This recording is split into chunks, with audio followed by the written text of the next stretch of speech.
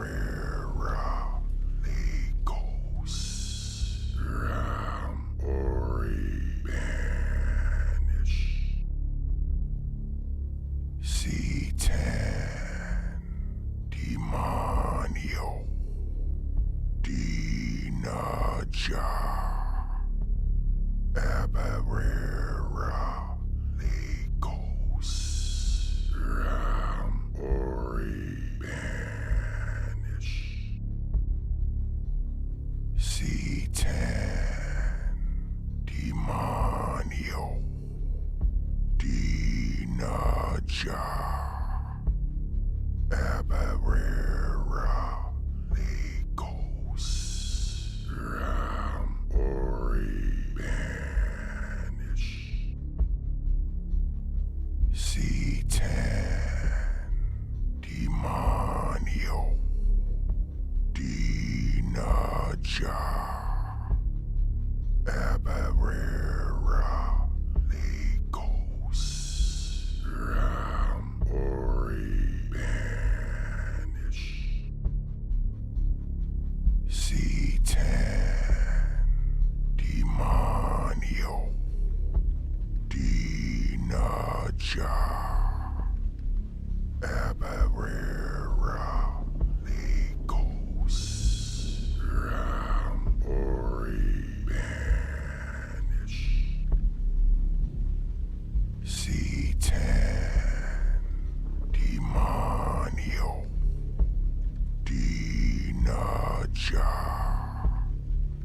Abarera Legos Ram Ori Banish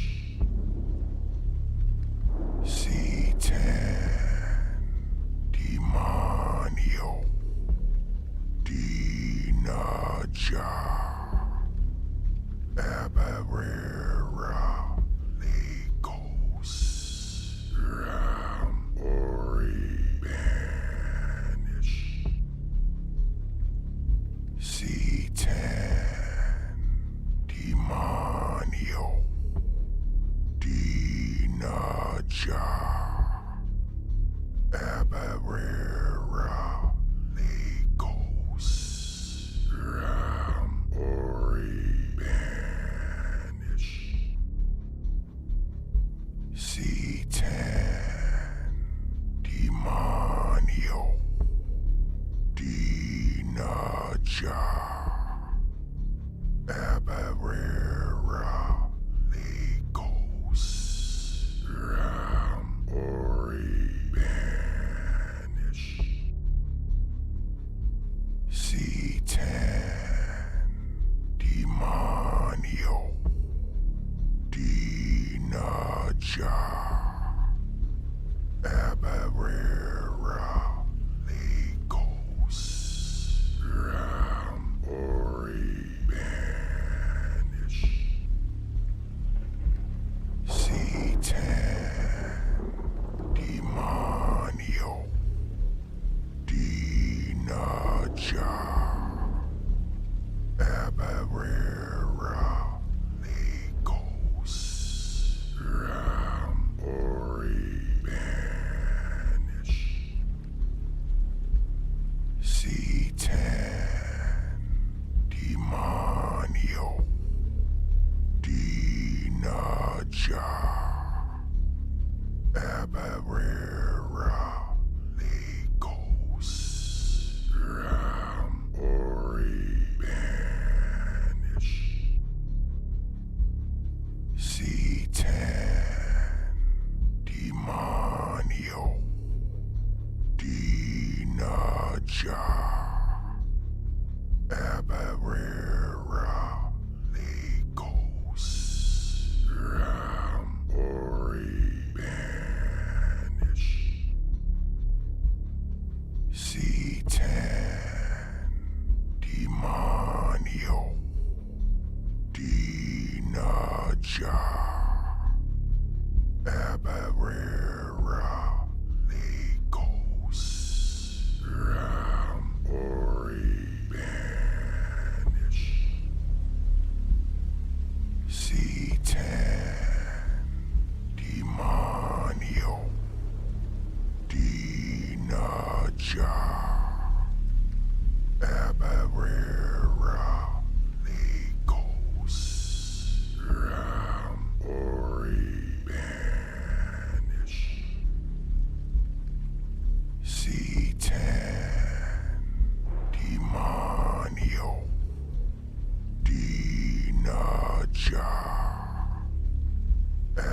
Abarera Legos Ram Ori Banish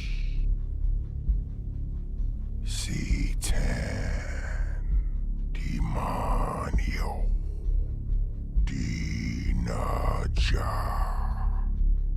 Abarera Legos Ram Ori Banish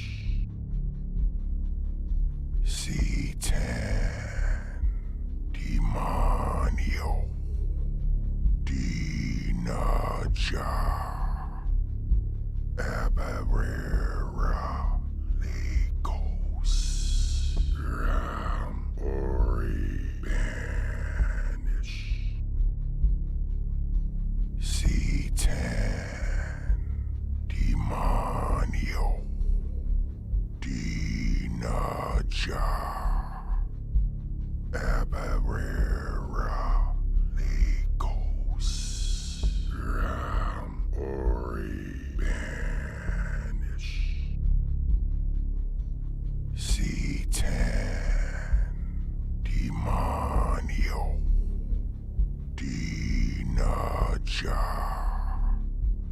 Abarera Legos Ram Ori Banish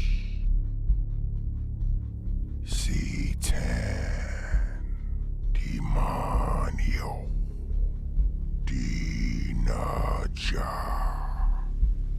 Abarera Legos Ram Ori Banish C10 Demonio Dinaja Abarera Legos Ram Ori Banish Hello, and welcome everyone. Welcome to Satan Coffee, Sunday Black Mass. It's good to have everyone here. And as we always begin, hail Satan, hail Lilith, hail Lucifer, hail Pyman, hail Baphomet, hail thyself. We reject the Trinity, we reject the baptism of John, we reject the baptism of the Spirit. I do hope that everyone is doing absolutely amazing on this infernal Sunday, Sin Day. It's good to see everybody. I do apologize for the late start, but running around with the little one kind of caused me to get in a little bit later than usual, but here we are, and beginning as always, right? So I think what we're going to be reading today from the Satanic Bible plays very importantly to recent happenings in the world, right? Better late than never, brother. Yes, 100%. Let's get this started and get this conversation going, shall we? So it says, history shows that men who have given their own lives in pursuit of an ideal have been defied for their martyrdom. Religionists and political leaders have been very crafty in laying their plans. By holding the martyr up as a shining example to his fellow men, they eliminate the common sense reaction that willful self-destruction goes against all animal logic. To the Satanist, martyrdom and non-personalized heroism is to be associated not with integrity, but with stupidity. This, of course, does not apply in situations which involve the safety of a loved one, but to give one's own life for something as impersonal as a political or religious issue is the ultimate in masochism. Life is the one great indulgence, death the one great abstinence. To a person who is satisfied with his earthly existence, life is like a party, and no one likes to leave a good party. But the same token, if a person is enjoying himself here on earth, he will not so readily give up this life for the promise of an afterlife about which he knows nothing. The Eastern mystical beliefs teach humans to discipline themselves against any conscious will for success, so they might dissolve themselves into universal cosmic awareness. Anything to avoid good, healthy self-satisfaction or honest pride in earthly accomplishments. It is interesting to note that the areas in which this type of belief flourishes are those where material gains are not easily obtainable. For this reason, the predominant religious beliefs must be one which commends its followers for their rejection of material things and their avoidance to the use of labels which attaches a certain amount of importance to material gains. In this way, the people can be pacified into accepting their lot, no matter how small it may be. So this is actually something very interesting to get into. So the first part, I think, really kind of covers recent events, things that have happened, recently, the whole attempted Trump assassination and, his pumping his fist in the air, though. I mean, that could be adrenaline. It was kind of a stupid thing to do to, when you're being shot at, kind of just pop your head into the air and give anyone else who was around there a potential second go at it. And this is what we're talking about, the stupidity of being willing to sacrifice your safety and your well-being for something that really doesn't push a better life for you. That's something that doesn't really matter, right? Because even in that particular case is, popping your head out and pumping your fist it makes for a good photo op, but at the end of the day, it's kind of stupid, because if a second shot rang off and he got shot in the head, then it kind of didn't really mean anything, now did it? I mean, that's just kind of like akin to just pure stupidity to kind of do something like that. And then going further into it, one of the things that the biggest things that, the Christian machine has always done, right? The evangelical extremist, structure has put in front of us. So Sunday has always been a day for a religious fashion show. People show up and put on their Sunday best to outperform, the poorer people in the audience, right? Show how much money they have and pass around the collection plate. And, the more money you give, the better your soul feels. And they teach very actively not to hold on to or be one with, your material existence, right? That there is this constant necessity to focus on the spiritual and move beyond and move past what is the physical, because the physical is only temporary. And I believe that because the physical is temporary, it is greatly necessary to enjoy this existence as much as humanly possible. Because it's not going to be forever, for one. And also, the idea here is, one thing that I have found, when I am financially stable and I have my trinkets and I have the things that I enjoy to have, the things that help me with my work, with my ability to earn money, with my ability to communicate with the world, I feel so much more at ease spiritually and emotionally. that I feel like I can provide more focus to the spiritual side of things. It is this idea of forcing yourself into a situation of constant need and deprecation to reach spiritual enlightenment. This idea that pure suffering is the only thing necessary for your ability to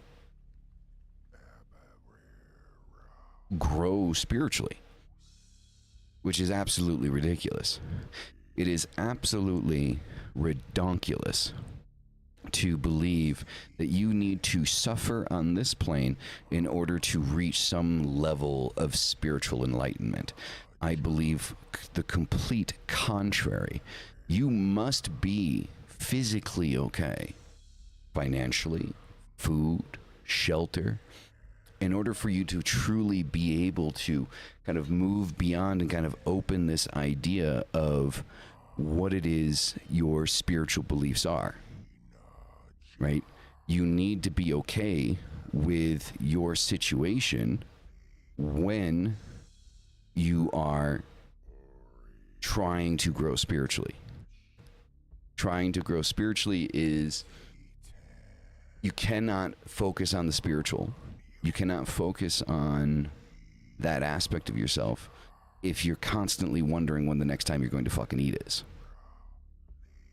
You just can't do it. Believe is that we already have that enlightenment within.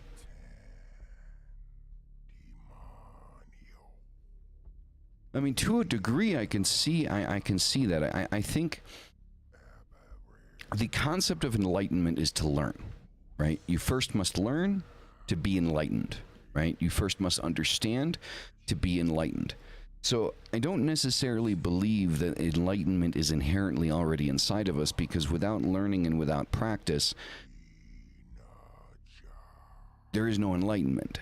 There is no enlightenment without understanding, right? Enlightenment is a byproduct of the action of learning, and the action, or through learning, gaining understanding. So we learn, we gain understanding, and from the understanding of the lessons that we learn, we gain enlightenment, right? This is the difference between, you know, the idea of kind of being... I hate it when there's something I want to say and I can't find the right words to say it. The point's right there, it's just I can't find the words to say it. We'll come back to that. But life, I don't necessarily think it's necessarily a game. I mean, to a certain degree, we can definitely look at it as a game. I mean, if we look at any type of survival or economy game on, you know, consoles or PC or whatever, life definitely follows that direction, right? It follows that, you know, that concept, right, of people working, people earning money, people, you know, covering themselves and paying for a place to live and buying food and things like that, and then society being able to function in a certain way where there is a surplus and that your people can survive and more people can come, right? So there is this kind of concept, there is that aspect of it. But I believe that first we must learn how to survive physically. In the physical realm of things, we must first learn how to behave and survive in the physical realm, the physical being of the world around us. Meaning getting a job, making money, paying for a place to live, paying for food, right? Having all of these things that are necessary to support you physically, because the physical aspect, the mind, there is a level of mind over body. But the brain's primary job, biologically speaking, is to force you to survive, to create as little stress for the physical body as humanly possible. The brain is the weakest and the strongest muscle in the body, because the brain inherently wants you to sit on the couch, eat pizza, and watch Seinfeld. That's what the brain wants you to do. Right? Because that is the easiest path. That is the path of least resistance.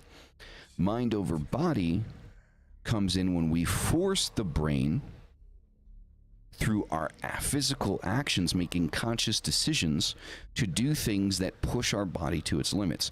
Working out, waking up early, going to sleep early, not drinking too much alcohol, not doing drugs.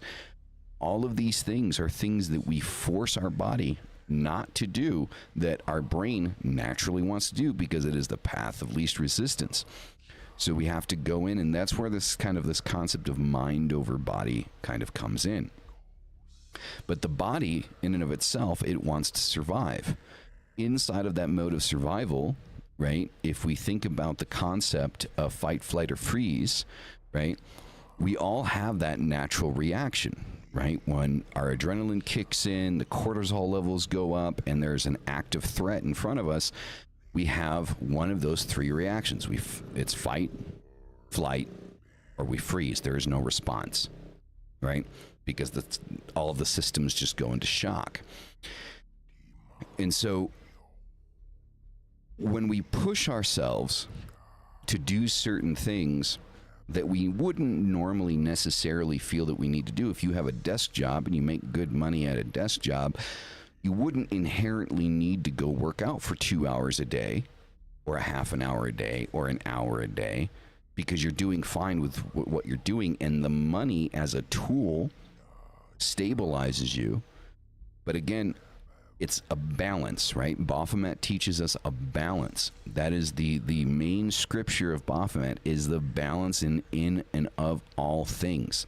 The interconnectedness of opposites, okay? The necessity for opposites and the necessity of balance in those opposites. And so if we do have the well-paying, cushy desk jockey job, that's awesome. But we also need to find a physical balance, because we also understand that sitting all day is not healthy. Being in front of a monitor all day is not healthy. Doing these things are not healthy for us. And all of these things, when we are able to balance these things out, when we're able to find this level of equilibrium, that is when we're actually truly able to kind of break out and go into the spiritual, right? The spiritual is the last step, right? We need to focus on our well-being physically, in the physical world, financially, health-wise, all of these things. Make sure that you have your food every day. Make sure you're getting enough sleep. Make sure you're doing enough exercise, whatever type of exercise it is that you want to do. Have the balance of all of these things inherently around you, and then from that balance, then we can move into the spiritual. Because at that point, now we're comfortable and we're ready to kind of add on another weight to the process of our day-to-day. Now, for some people, the spiritual helps balance out the rest of this, and that's absolutely wonderful. But for many people, one of the points that I will always go to first and foremost is your physical life in alignment to add this level of charge to yourself? Right? Is your physical well-being, are you satisfied enough on a survival level to add this? And it's not to say that you have to be rich and super successful and have 5 cars and 2 houses to be able to start going into spirituality. That's not the point that we're making here. We are inherently spiritual creatures. That is and always will be a fact of life. We are inherently spiritual creatures. But for that spirituality to flourish and for us to be successful in that side of things, we must at least know that we're safe, right? And I think that that's the baseline. You must be in a situation where you feel safe.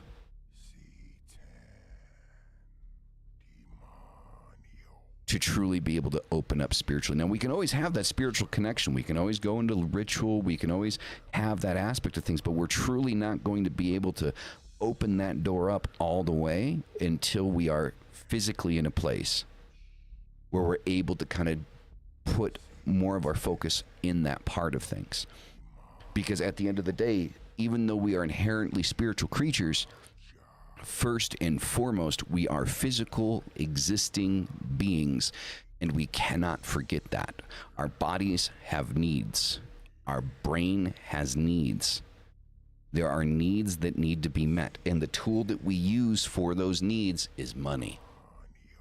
Because without money, unless, of course, you're able to live off the land and hunt for your shit, and you live in the middle of bumfuck nowhere and nobody's asking you for taxes, outside of that, money is a necessary tool, because without money, there's no food, there's no shelter, there's no clothing, there's no safety.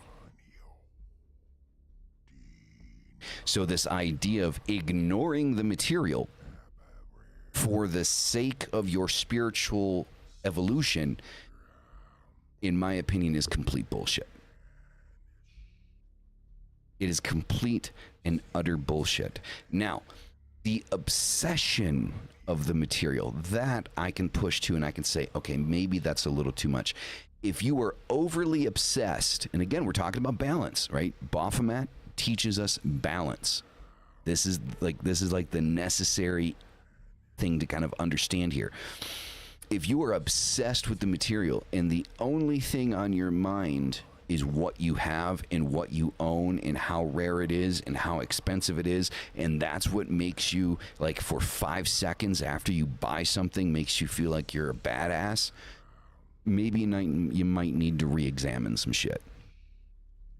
It's okay. There's nothing wrong with having nice things and being proud of the things that you've obtained in the physical accomplishments of this world. There is nothing wrong with that. But when it becomes an obsession and it crosses that line to clouding your ability to be able to see anything else, you're no longer in personal balance. You're no longer in personal balance. And you still, in that moment, for as comfortable and as successful as you may be, wouldn't be able to focus on the spiritual aspect of things because you're too clouded by the material. There's a balance to be had. Be proud of the things that you achieve. Be proud of your accomplishments. Don't hide those. There's nothing to be ashamed of with being successful. Don't let it become the definition of who you are.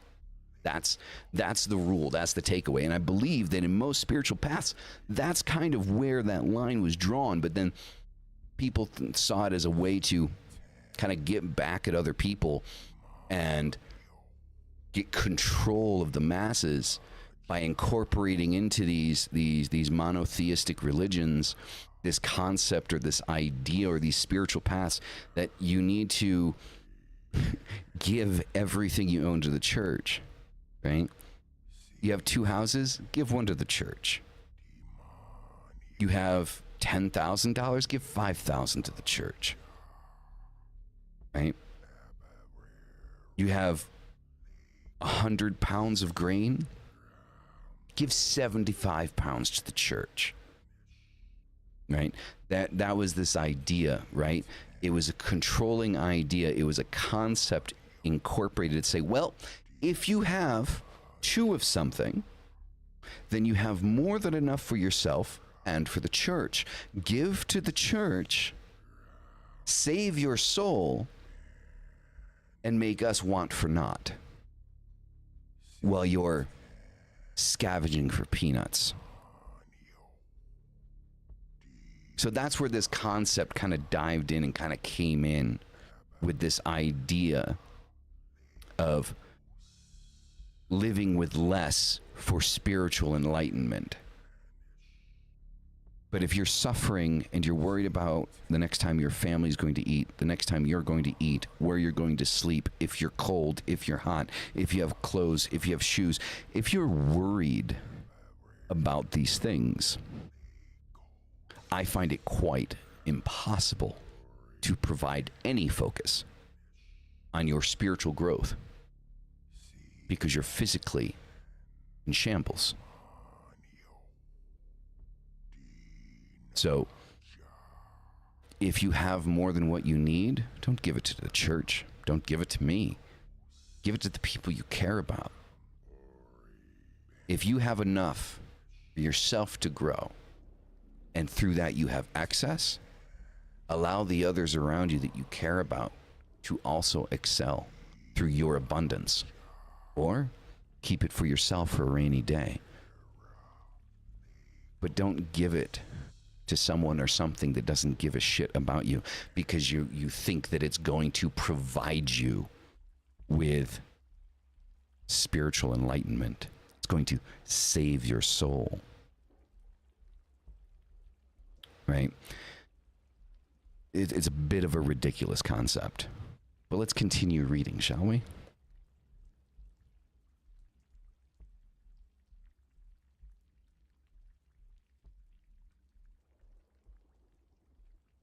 Satanism uses many labels. If it were not for names, very few of us would understand anything in life, much less attach any significance to it. And significance compels recognition, which is something everyone wants, especially the Eastern mystic, who tries to prove to everyone how he can meditate longer or stand more deprivation and pain than the next fellow. The Eastern philosophies preach the disillusion of man's ego before he can produce sins. It is unfathomable to the Satanist to convince or conceive of an ego which would willfully choose denial of itself. In countries where this is used as a sop for the willingly impoverished, it's a key thing, willingly impoverished, it is understandable that a philosophy which teaches the denial of the ego would serve a useful purpose, at least for those in power. Again, as we said, right? If you have more than what you need, give to the church, right? That's the idea. That's the concept, right? So this idea of being willfully impoverished isn't that you're not capable of success, but you're giving up your success because of something you believe that's greater than yourself. And at the end of the day, on this plane of existence, there is nothing greater than yourself. Hail thyself. To whom it would be detrimental if their people were discontented, but for anyone who has every opportunity for material gain to choose this form of religious thought seems foolish indeed. The Eastern mystic believes strongly in reincarnation. To a person who has virtually nothing in this life, the possibility that he may have been a king in a past life or maybe one in the next life is very attractive and does much to appease his need for self-respect. If there is nothing in which they can take pride in this life, they can console themselves by thinking there are always future lives. It never occurs to the believer in reincarnation that if his father, grandfather, and great-grandfather, etc., had developed good karmas by their adherence to the same beliefs and ethics as his present ones, then why is he now living in poverty rather than like a king? Belief in reincarnation provides a beautiful fantasy world in which a person can find the proper avenue of ego expression, but at the same time claim to have dissolved his ego. This is emphasized by the roles people choose for themselves in their past and future lives. Believers in reincarnation do not always choose an honorable character. If the person is of a highly respectable and conservative nature, he will often choose a colorful rogue or gangster, thereby fulfilling his alter ego. Or a woman who has much social status may pick a harlot or famous countessan for the characterization of herself in a past life. And so this is also one of those things that I kind of go into. So the afterlife, what comes after this, what doesn't come after this, is a big topic of discussion in all areas of religious belief. Now, I like to kind of mix mine in with a little bit of science, because beyond the initial idea of this, none of this has been actually proven, but makes sense to me. Doesn't necessarily mean it needs to make sense to you, but it makes sense to me. My idea is I do believe in reincarnation. I believe in reincarnation of the soul. I do not believe the soul is your personality, because I believe psychologically who you are as a person is a combination of nature and nurture.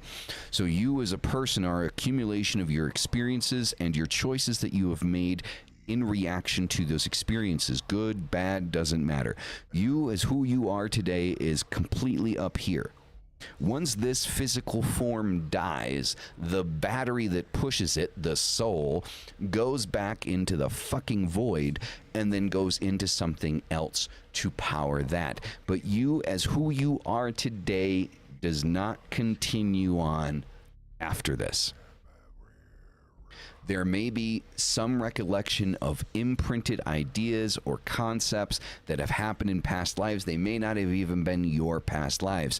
And the reason I say this is because we understand scientifically that there is an underlying energetic current that flows through everything. We know this. We know that energy cannot be destroyed. It only changes form. So we know that when the body dies, the energy that was pushing that forward, the body dies not because there isn't more energy, but because the biological structure can no longer withstand itself in this realm.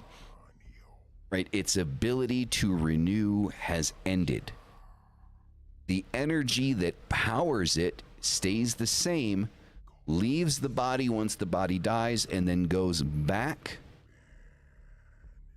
into that ether of underlying current energy. Now, the idea here is what we like to think is we like to think that our souls are like individual entities, right? That connection that we have to that energy, we like to think that that energy, right, is individualized. Now, I believe that this pool of energy, this underlying connection to everything that exists, is more like molten metal. Right? It's more along the lines of like molten metal.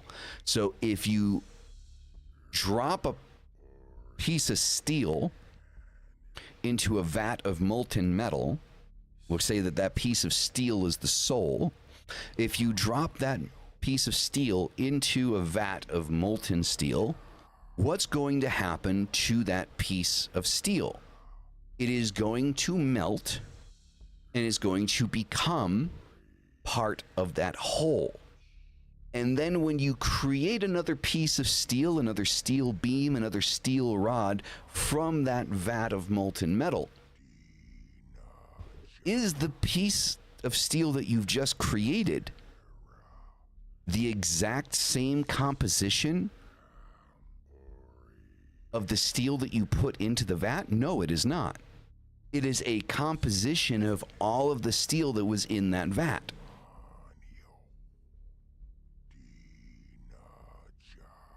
I believe that the soul operates in a very similar manner. The soul is a battery that is connected to that energy that goes through everything. When the body can no longer continue, it can no longer move forward, the body dies, and you essentially, as a person, will die. And that's it. Is there a form of reincarnation? Yes. Because elements of who you were and the soul that powered you will go in and power another being. And there may be flashbacks for that person to your life. There may be imprints of things that you've gone through in your life that that person witnesses. But that person is not you.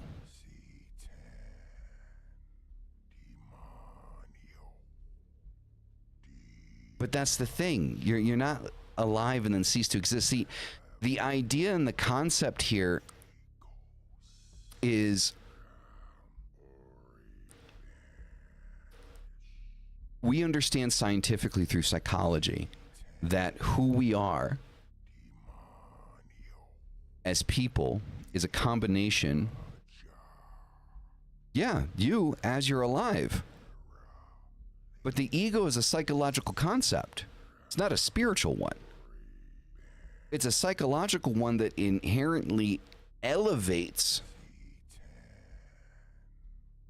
the spiritual and the physical. But the ego is not an aspect of the soul, it's a psychological aspect of your mind.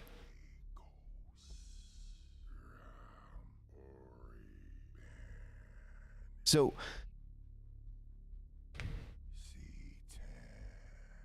I believe one of the reasons why it's so important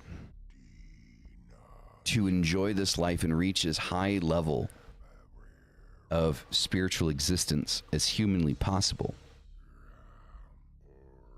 is because it's finite. Immortality only exists through those that we leave behind. Immortality only exists through the teachings that we push forward. That is the extent of our immortality. I believe wholeheartedly. I believe wholeheartedly that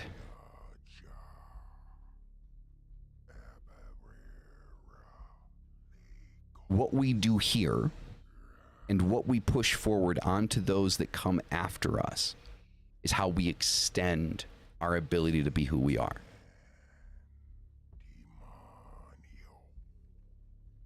That's the big point. I think that human beings have this obsession with looking for eternity, right? Looking for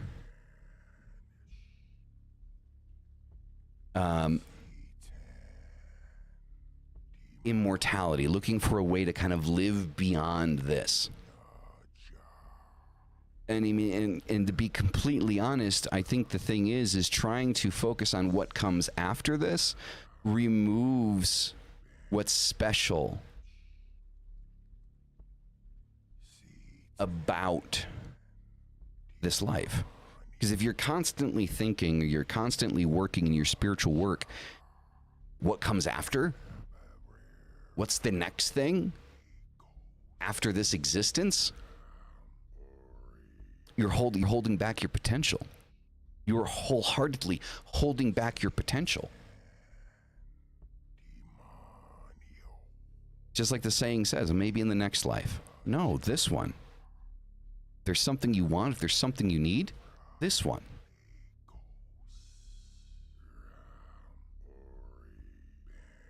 That's how this is supposed to work. Now, I could be completely wrong. There might be something after this. I think it would be really cool if there was something after this. But everything that I've researched, everything that I've looked into points that there isn't. Now, this isn't like an atheist standpoint. I do believe that there's more out there. I do believe that there's other things beyond us. I believe there are energetic imprints that we consider spirits, things that are even up to the point of potentially being able to, communicate with them. They're almost their own intelligence, but imprints nonetheless, because we don't fully understand how the spiritual functions, right? But everything that I've looked into does not suggest that when we die, we either go into another body and come back, that us as who we exist, who we are, is our soul. Because the only explanation that I have for a soul is the fact that science, to this day, despite all the technology we have, doesn't fully understand how our body produces the level of electricity that does so the brain can function. We have theories, we have concepts, hypotheses, but we don't have any solidified proof to show where that electricity is being produced in the body. Right? And so That leads me to think that that's the soul. That's what the soul is. The soul is the thing that makes the brain work. Now, because the soul makes the brain work, because the soul is the thing providing that energy so the brain can function, perhaps maybe there is a little bit more integration from the soul to the brain and who we are as people. The fact of the matter is we don't know. I'm not going to discount your beliefs and tell you that you're wrong. That's not how this works. This isn't church, right? I'm not going to say you're blasphemous for thinking what you're thinking. You could be 100% correct. I just don't see it right now. I would hope so. I would hope that there's something after this. But the fact of the matter is there's no way of being 100% sure until after we die. And after we die, we really can't come back and tell anybody. You know, it's kind of like a one-way ticket, right? That there's no return trips, right?